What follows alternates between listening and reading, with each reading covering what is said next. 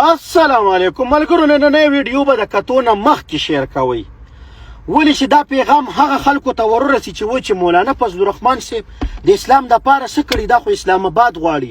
راځئ دا یو ویډیو کلیپ در سره وګورئ، پس د هغې نه زه د هغه خلکو سافټویر اپډیټ کوم چې کوم خلک او کومو لوپټو والا دا تنقید کوي. نو دا ویډیو در سره لږه وګورئ. दीनी मदारिस के अहम मुतालिबात तस्लीम कर लिए गए हैं। हुकूमत मदारिस की रजिस्ट्रेशन के लिए कानून में तरमीम पर आमादा हो गई है। दीनी मदारिस के बैंक अकाउंट्स खोलने पर गैर एलानिया पाबंदी खत्म करने का भी फैसला कर दिया गया है। इसी सिलसिले में तफसील जानेंगे। शाकिर सोलंकी हमारे साथ मौजूद हैं। शाकिर, अपडेट कीजिए।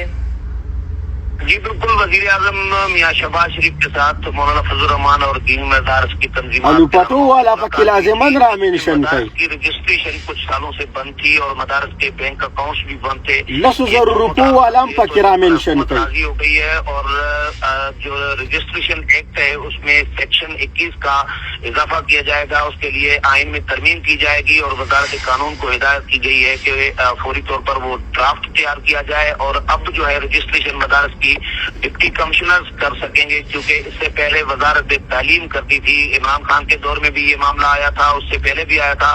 तो अब मौलाना फजल रहमान की ये कोशिश कामयाब हुई है कि मदारिस की रजिस्ट्रेशन और बैंक अकाउंट से बहाल करने के लिए तरमीम की जाएगी और सेक्शन 21 का इसमें इजाफा किया जाएगा। जिस तरह से आप भी هغه 10,000 روپو والا هم ورته رامنشن کوي، هغه لوپټو والا هم ورته رامنشن کوي چې معمولی غلط کار په پاکستان کې وشي نو هغې د مخې سره راشي، هغه شی به په سر راواچي. څه شو هغه د لکونو مولیانو مشر، دا دی هغه د لکونو مولیانو مشر. یوازې دا کارکردګي د پی ډي ایم په حکومت کې ونه کړله، د دې نه مخکې د سود خلاف چې په پاکستان کې به انشاءالله سودي نظام هم زر تر زره ختم شي، د هغې خلاف هم الحمدلله ښه ښکلی اقدام اوچت کړه.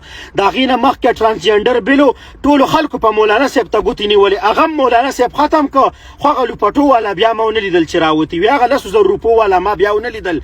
که د ختم نبوت خبره راشي نو په دې مولانا صاحب باندې خلک تنقید کوي، که په اسلام حمله وشي په دې مولانا صاحب خلک تنقید کوي، او که په پاکستان حمله کېږي نو هم وایي چې د مولیان د انصار الاسلام تنظیم د کشمیر راولېږي که نه.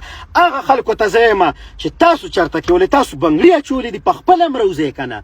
نو مولانا فضل الرحمن صاحب که ښه کار وکړي نو په هغې باندې ځان غلي کوي، تیر به شي. او که چېرته کې داسې ځینې معمولي غلطه خبره راشي نو دا دنیا به پسې په مخه راواخلي. ولې مولا خو کرسۍ غواړي. که د ووټ وخت راشي دا خلک په دغه ټیمونو کې په مولانا صاحب تنقید کوي، خو د الیکشن په وخت کې دا خلک څه وایي، دا مولا اسلام نه غواړي، اسلام آباد غواړي، دا خو کرسۍ غواړي. نو چې دته اسلام آباد میلاو شي نو هله به انشاءالله په پاکستان کې اسلام نافذ شي.